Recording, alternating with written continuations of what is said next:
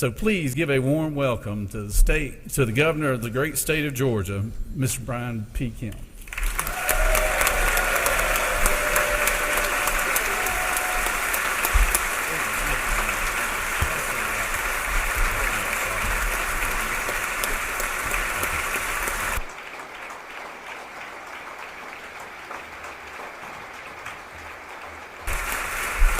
Thank y'all so much.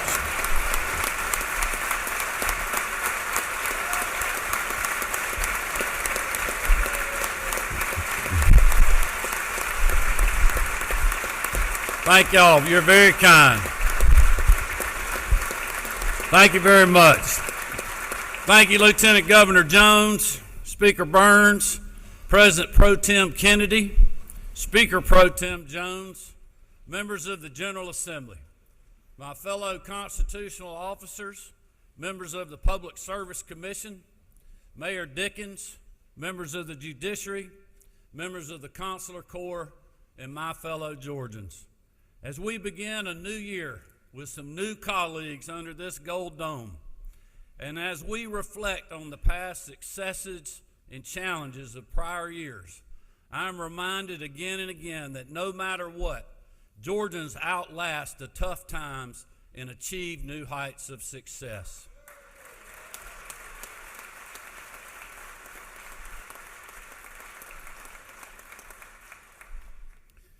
In just the 6 years since I've taken office, we have faced the trials of COVID-19, a major recession as a result of that unprecedented pandemic, the effects of 11 hurricanes, some of them causing historic generational damage, over 200 tornadoes that caused direct injuries, and a summer of unrest and various threats to public safety, some of which are ongoing, and other challenges that required and received the very best of our people. And through it all, time and time again, Georgians have risen to the occasion. As the saying goes, tough times don't last, but tough people do. And if there is anything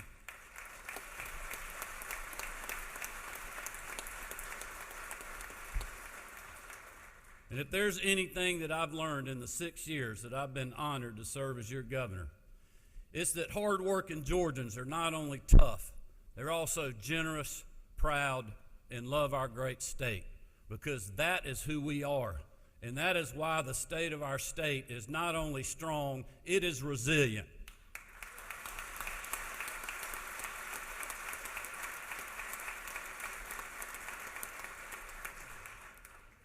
Marty and I have been especially reminded of that following the devastating impacts of Hurricane Helene.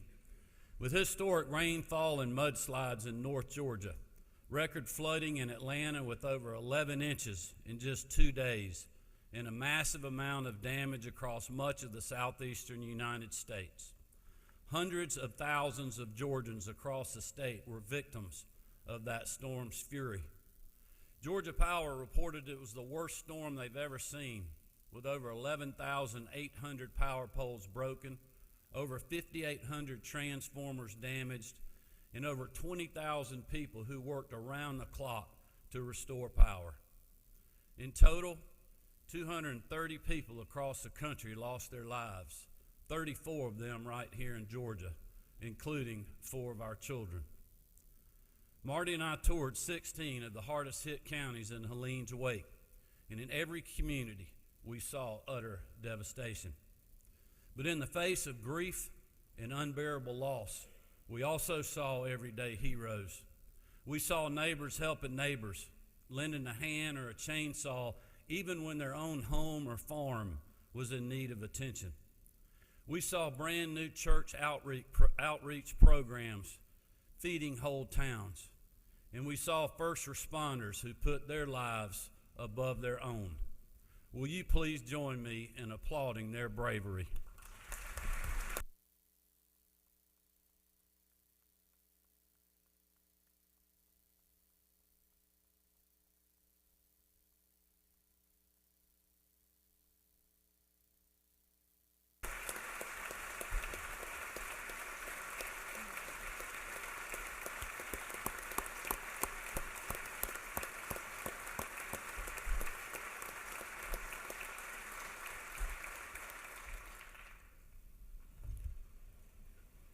Courageous men and women like them had to cut people out of their homes and sadly had to recover the bodies of those killed by this storm. The heartbreaking loss of these lives is made even worse by the loss of livelihoods, especially for our farmers and timber growers who have endured over $5.5 billion worth of damage. As you know, our farmers needed relief quickly and efficiently, and that's why we repurposed $100 million to the Georgia Development Authority last November to provide direct financial support for our farmers and timber producers. It's also why, along with our congressional delegation, Lieutenant Governor Jones, Speaker Burns, Commissioner Harper, many of you, and many others, urged the U.S. Congress and the Biden administration to fast-track block grants to our state. I want to extend my deepest gratitude to every member of Georgia's congressional delegation, both Republicans and Democrats, who voted to support that legislation. I also want to thank both President Biden and President-elect Trump for their support of the disaster relief package as well. Our people will receive the aid they desperately need and deserve, and for that, I am grateful. But rest assured, the elected leaders under this gold dome will stand with them for as long as necessary to make sure every Georgian can recover and come back stronger than before.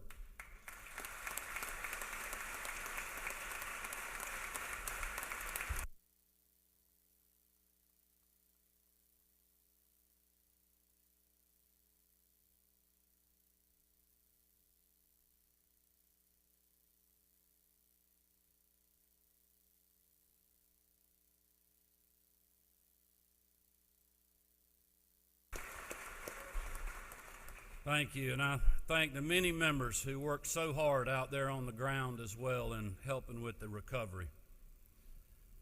And just as communities across the state need relief after Hurricane Helene, all Georgians need permanent relief from the historic storm of inflation.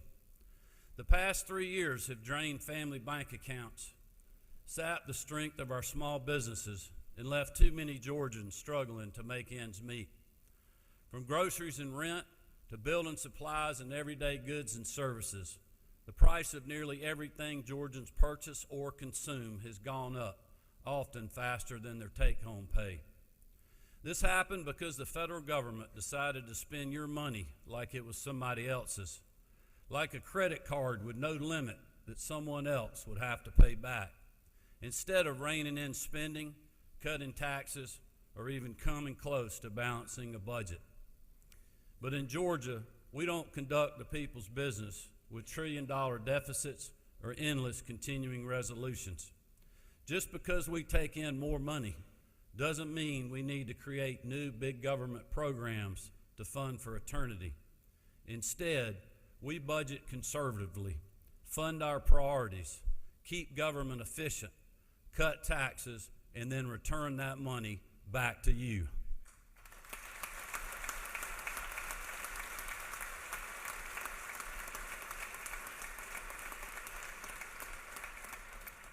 Between multiple tax rebates, multiple suspensions of the state gas tax over the past 2 years, the homeowner tax relief grant you passed last year, and the largest state income tax cut in history that the members seated here helped us accelerate, we've committed to saving Georgia taxpayers over $7.6 billion.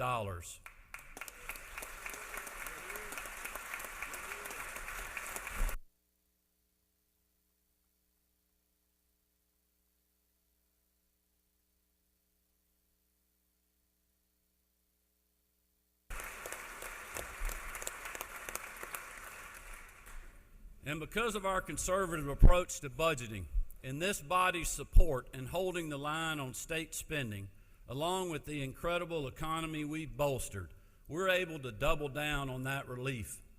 The prior acceleration you passed last session brought down the Georgia income tax rate to a rate of 5.39%, down a full 36 basis points from where we started in 2022.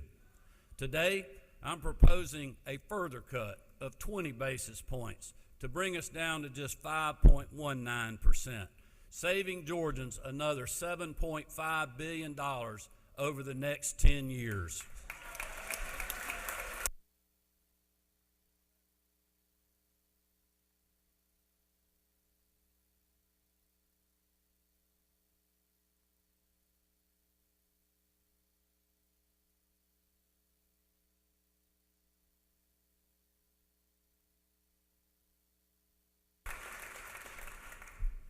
Because at the end of the day, that's your money, not the government's.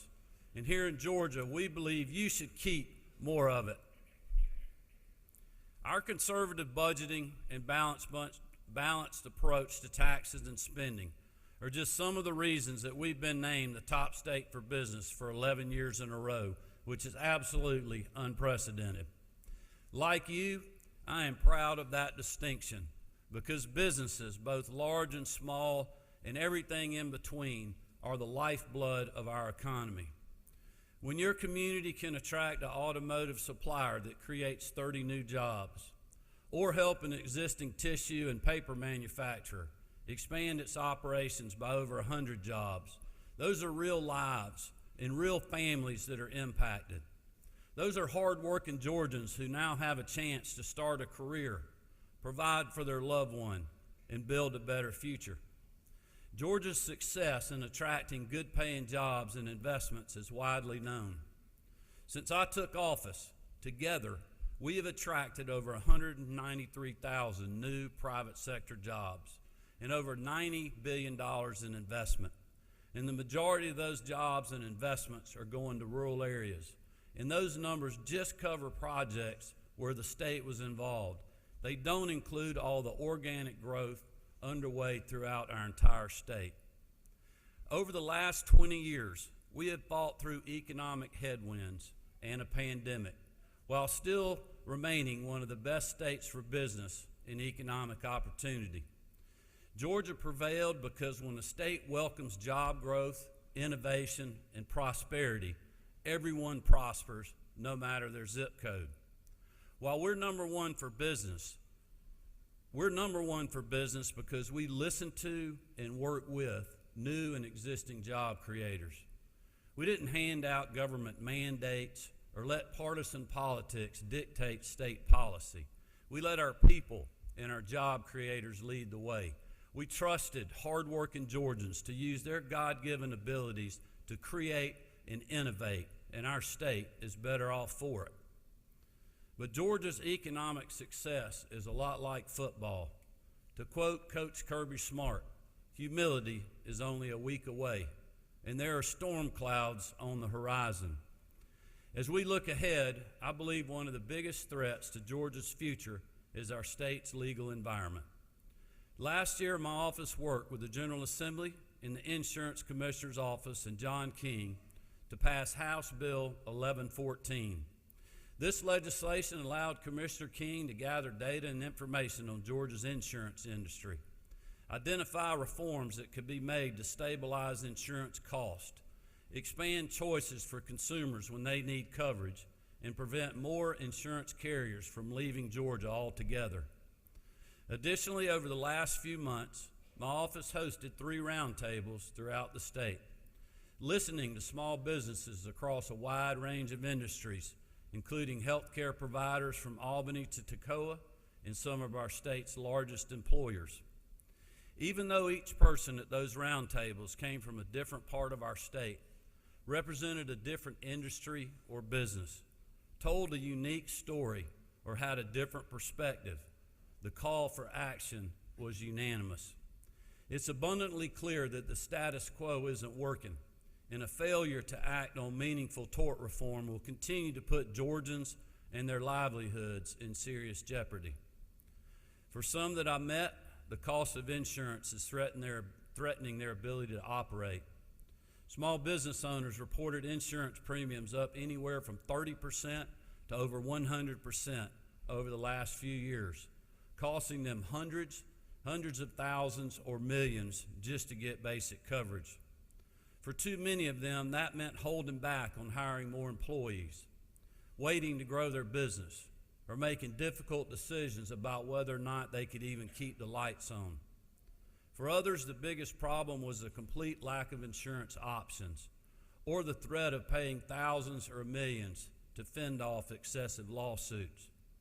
At the end of the day, the increased cost of doing business is simply passed on to the consumer, hard-working Georgians who are already struggling to make ends meet.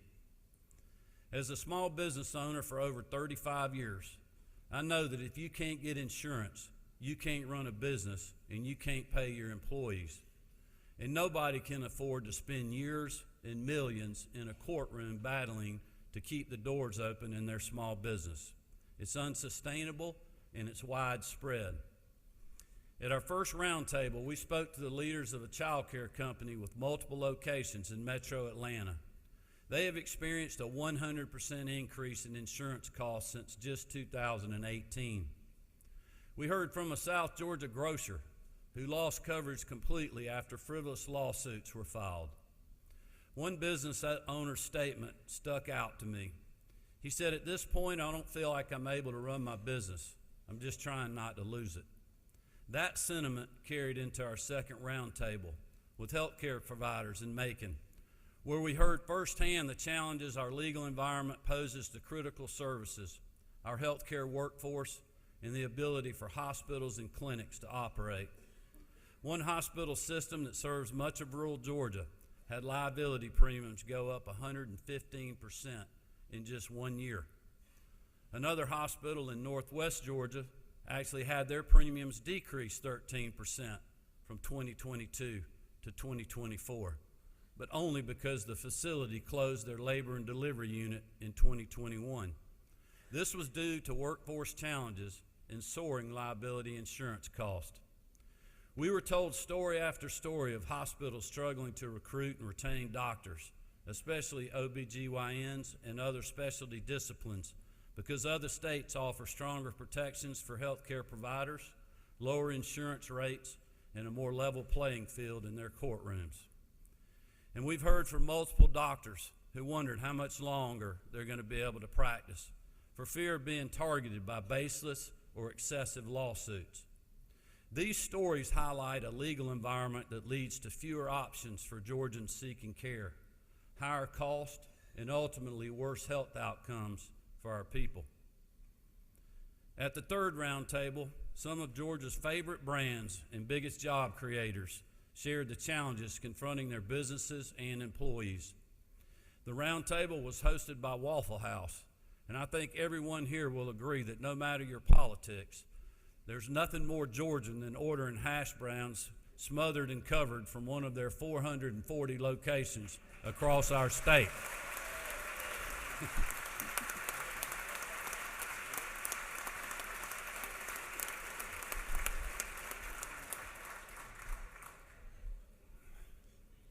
I knew that hash browns line would get y'all. Whether it's an emergency family trip on Thanksgiving because the turkey ended up burnt, a midnight meal during an all-night study session in college, or celebrating the big win by your son or daughter's rec team, Waffle House and great Georgia brands like them create unforgettable memories for all of us. They also create opportunity and a great career for their employees, over 10,000 of them in Georgia alone. Waffle House, as you know, is open on July 4th, Thanksgiving, Christmas, New Year's, Easter, and everything in between, in case one of us needs a cup of coffee, an all-star special, or just a friendly smile. In fact, they're only closed when disaster strikes, or unfortunately, when they can't afford to remain open because of a legal environment that forces them to limit hours, hold back on hiring, or change their business model. Georgia accounts for roughly 22% of Waffle House locations in the country, but almost 37% of their litigation cost. Their liability insurance premiums have gone up 235% since 2018, and their average cost for a negligent security lawsuit in Georgia is 5 times higher than in Florida, 9 times higher than Texas, 21 times higher than South Carolina, and 27 times the average cost of a similar lawsuit in Alabama. When we talk about how to continue Georgia's success as the top state for business for the next 11 years and how to keep our state's best and brightest days ahead, it starts right here. Stories like Waffle House, stories like those small town grocers and child care facilities, the mom and pop restaurants that make our communities special, the healthcare providers who are there for us when we need them the most. Without them, our state is not the same, and Georgia will never realize its full potential. The tort reform legislation my office will introduce in the coming days will be comprehensive but fair, because in Georgia we believe those who do wrong should be held accountable, and if you have been wrong, you deserve justice. I also believe the legislation we will be introducing can and should have bipartisan support. Making sure your neighborhood has a grocery store with fresh food available to a young single mom or an elderly couple on a fixed income isn't a Republican or a Democrat issue. Recruiting an OB/GYN or a GI doctor to your hometown doesn't depend on what lever you pull in the voting booth. Stabilizing the cost of car insurance and ensuring families have access to affordable housing is not partisan, it's common sense. Giving working people and small business owners a chance at the American dream is about who we are as a state, not what political party we support. To my Democratic friends, there is no reason we can't tackle tort reform together. Passing anti-hate crimes legislation, repealing the citizen's arrest statute, and supporting victims of human trafficking. These are all tough issues, but Democrats and Republicans accomplished them together because it was the right thing to do for all Georgians, not just the ones that voted for us.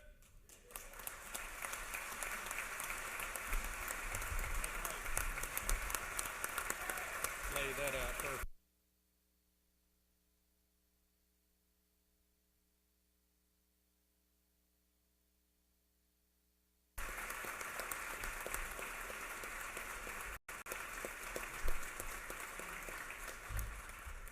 As a former legislator myself, I can promise you that a vote to support the hardworking men and women of our state, a vote to put them first ahead of the status quo, is never a bad vote.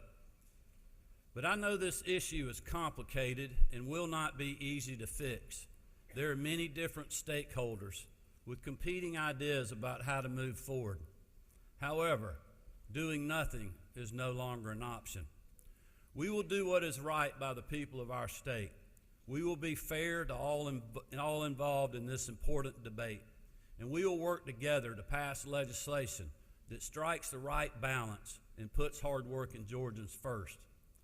But also want to be very clear. There's always room for compromise, but there will be no room for excuses, half measures, or failure. Whether it is this legislative session or perhaps a second one later this year, we will achieve meaningful, impactful tort reform.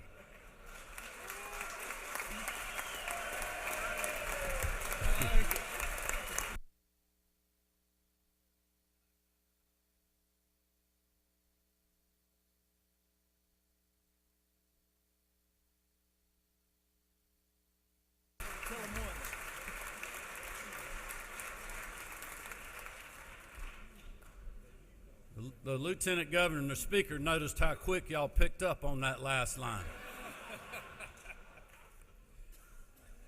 Because if we take seriously our mission to keep Georgia the best place to live, work, and raise a family for the next generation, we have to get off the sidelines and get to work. Keeping our state moving in the right direction also means proudly supporting our law enforcement and honoring those who bravely run into the face of danger to protect and defend us all. Last year, when a deranged gunman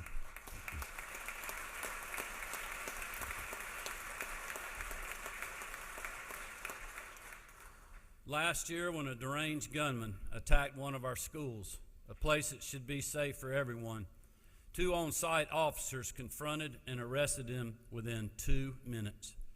while numerous local and state law enforcement rushed to the scene, including Sheriff Judge Smith. Those two school resource officers saved many lives at Appalachia High School on that horrific day and have more than earned our gratitude. Sergeant Chase Boyd, Deputy Brandon King, and Sheriff Smith are here with us today.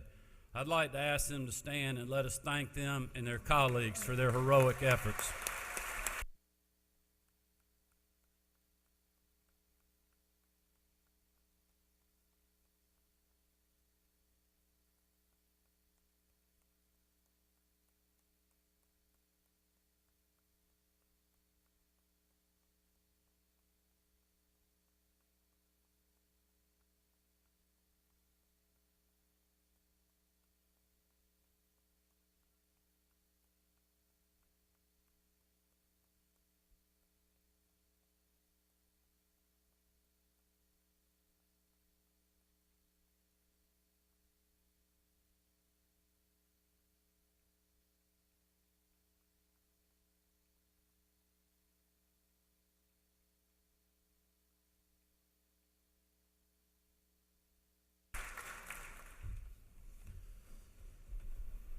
As you can imagine, these two did not want to be with us here today. They wanted to be protecting their school, but I told them it was important for them to be here, for us to let them and their colleagues around the state know how much we appreciate what you do every single day to keep our schools and our communities safe. Thank you all.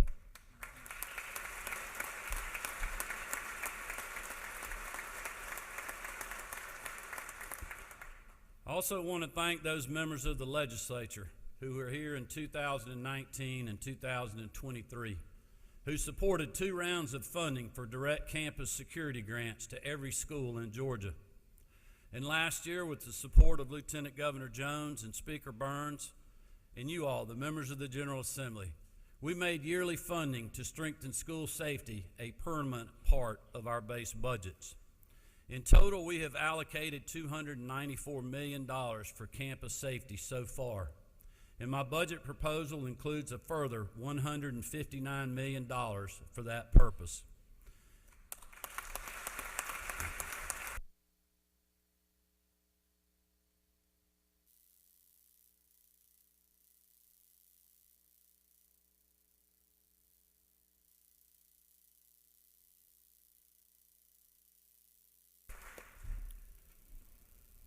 And just as we're protecting Georgia's children in our classroom, we're also going after those who target them outside of school, including gangs and human traffickers.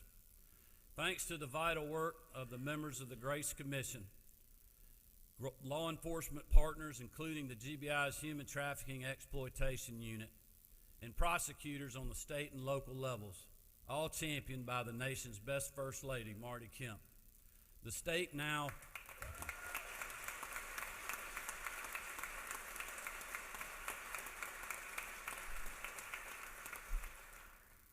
has now investigated over 330 human trafficking cases, convicted 49 human traffickers, and saved roughly 200 lives.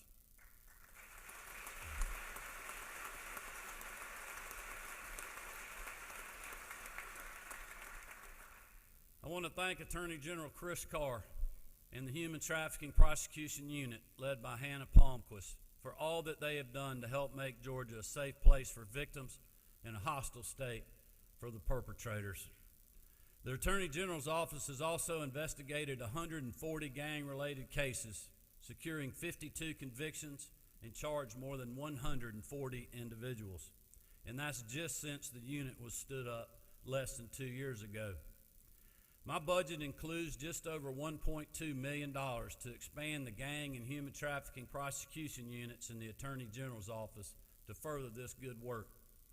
Also, Marty will spearhead the passage of her 10th human trafficking bill that will reinforce the good work of the Grace Commission. Their resilience in fighting this good fight is why Georgia is leading on this issue, and this latest measure will be yet another reminder that if you come after our children, we are coming after you.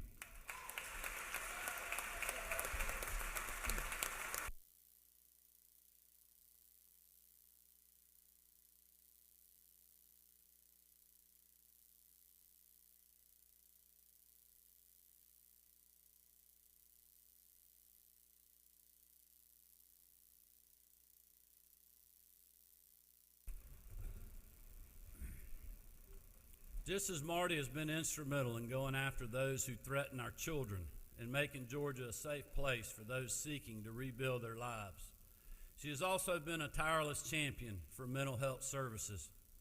For over a year now, as she has promoted the 988 Suicide and Crisis Hotline, she has carried this message forward: it's okay to not be okay. And as a result, more and more Georgians are finding the support they need to stay resilient in the face of difficulty. Last year, you put more funding toward behavioral and mental health needs than ever before, over $1.6 billion. I want to thank the First Lady, Commissioner Kevin Tanner, and the frontline caregivers who are helping Georgians process and overcome the challenges of mental distress. Several of those caregivers have joined us today. They are the true coaches of resiliency who help children and young adults deal with the unimaginable. Christina Lowe, Whitney Hardegree, Laura Etheridge, and Karen Hope were some of the first on the scene in the days following the tragedy at Appalachia High School. Their strength, knowledge, and skill have helped those who have witnessed evil be able to move forward and continue on life's path, and for that, they have our deepest gratitude. I'd like to ask Christina, Whitney, Laura, and Karen to please stand and let us recognize you and thank you for all that you are doing.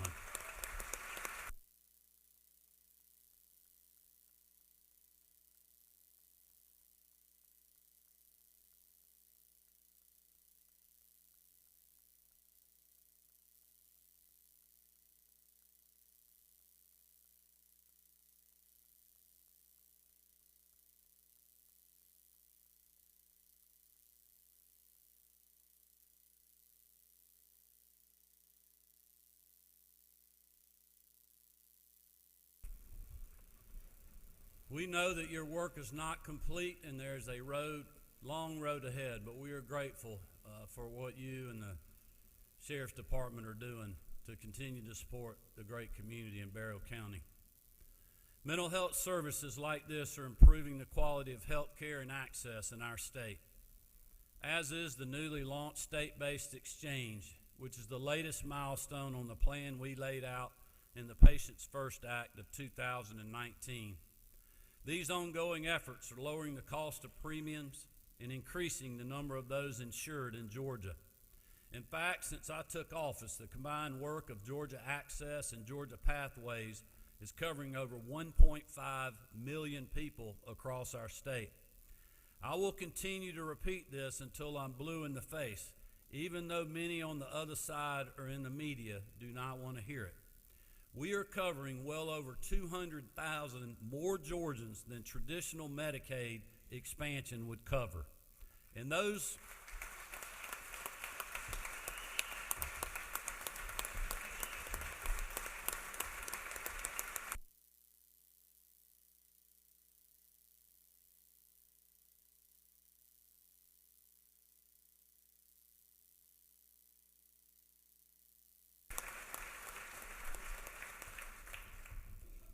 And it's important to remember, those Georgians are on better plans that deliver better coverage and lead to better health outcomes for them and their families. In fact, since I've taken office, we've seen over 93 provider rate increases through traditional Medicaid, and costs to the state have grown by more than $250 million per year. So when you hear someone say that fully expanding traditional Medicaid is fiscally responsible, know that they are selling you a bill of goods, because the numbers simply don't match the rhetoric. In total, Georgia spends over $4.2 billion for Medicaid in our state, and there are those who say the program only needs more money to succeed. Well, I respectfully disagree. With the new administration coming to Washington, I'm looking forward to furthering our innovative approach to health care access, which is making Georgia a leader in this field. And as I announced yesterday alongside Lieutenant Governor Jones and Speaker Burns, we're making it even easier to sign up for the Georgia Pathways program that helps Georgians start a rewarding career, get a degree, attain real-world skills, and ultimately receive better health care coverage. My high school football coach used to say, winning is contagious. He knew that when you have the momentum, when the entire team buys into the same mission, the same vision, when they play for each other, good things happen. Much like winning in football, I believe Georgia's success can be contagious.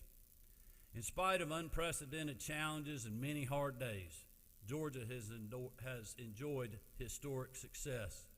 From jobs and investment, growth and opportunity, to freedom and prosperity. As the speaker always says, it's a great time to be a Georgian.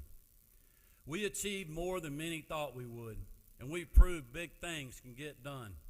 We showed that the Georgia way is indeed the better way. So let's keep playing hard for the people who sent us here. Let's keep putting hard-working Georgians and our state's success first. Let's avoid distractions and line up together to secure victory. I believe Georgia's success, its prosperity, and its promise for opportunity for all are indeed contagious, and it's our job to keep it that way. So let's get to work. Thank you all. May God bless you, and may God continue to bless the great state of Georgia. Thank you very much.